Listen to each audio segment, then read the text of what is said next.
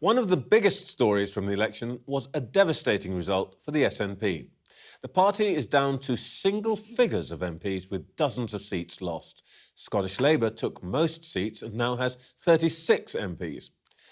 After the scandals and tumult engulfing the SNP in the last 2 years, a bad result was to be expected. But the scale of the defeat has shocked many. So what happens next, and what does it mean for the independence cause? One of the party's leading figures, Joanna, lost her seat, and she joins me now. Good morning, Joanna. Good morning, Trevor. 72 hours ago, the SNP held 48 seats at Westminster. Now you've got 9. What happened?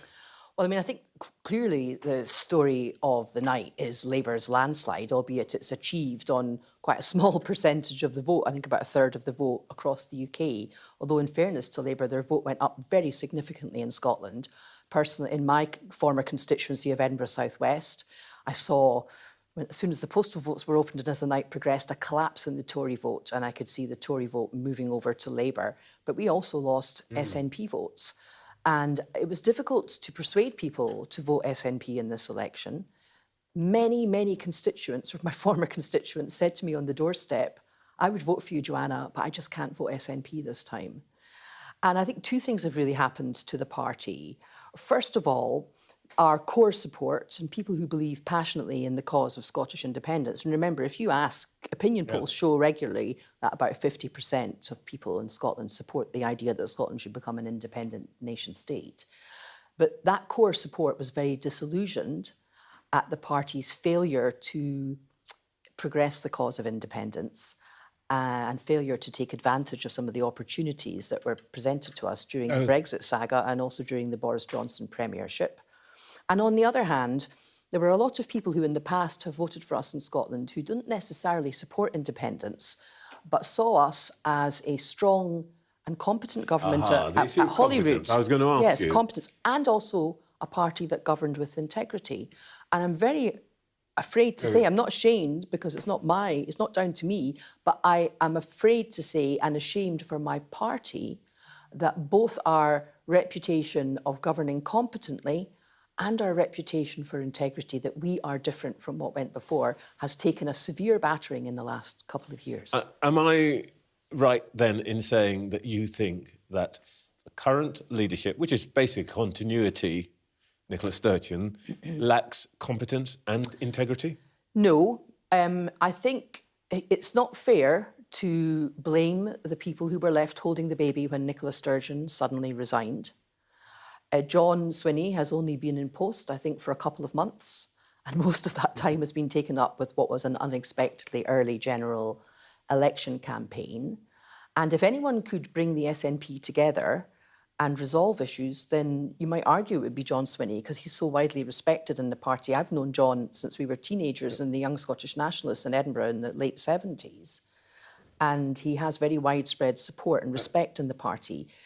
But if he is to maintain that support, he is going to have to acknowledge the enormity of this setback and address the reasons why it happened. And can those reasons, to some extent, be summed up in 2 words, Nicola Sturgeon? And does she owe your colleagues, the 38 who lost their seats, and the voters, an apology? I think she does. I don't think you can ever blame a setback like this on one person. However, Nicola Sturgeon was a very strong leader who brooked no debate and no dissent, as I know to my considerable cost. She ran the party the way that she wanted it.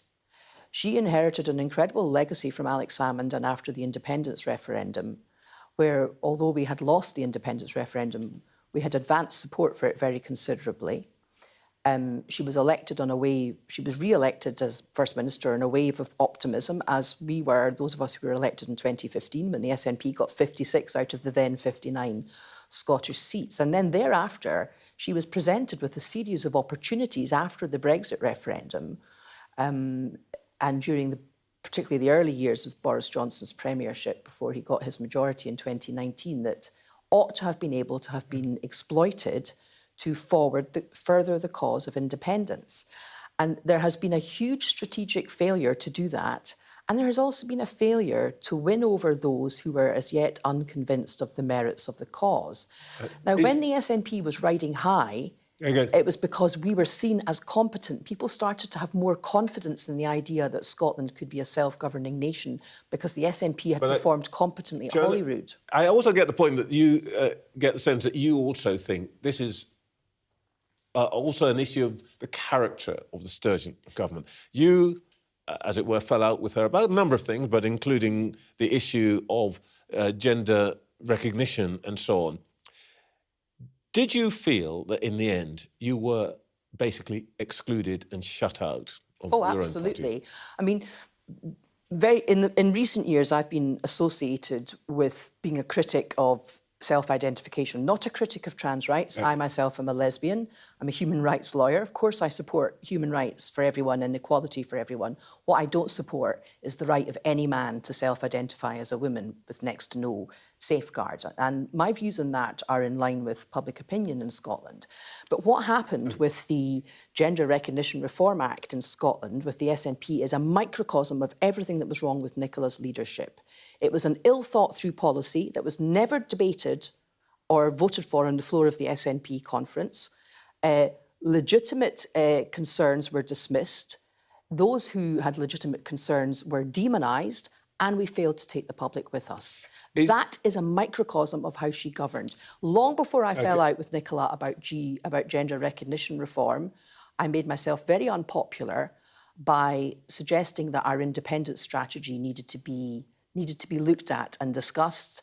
And I felt that she was reversing us very slowly up a blind alley on the independent strategy. Is the outcome of all this, just very briefly, that independence is on the shelf for a while? Well, I wouldn't say that. I think it's important to understand that it seems that support for the SNP has become decoupled from those who support independence. It wasn't a big issue on the doorsteps during the election campaign. But I think it would be foolish for the incoming Labour government, and certainly foolish for incoming new Scottish Labour MPs, to assume that the constitutional question is off the table in Scotland. By the way, just quick yes or no question. Are you going to be standing for Holyrood next time round?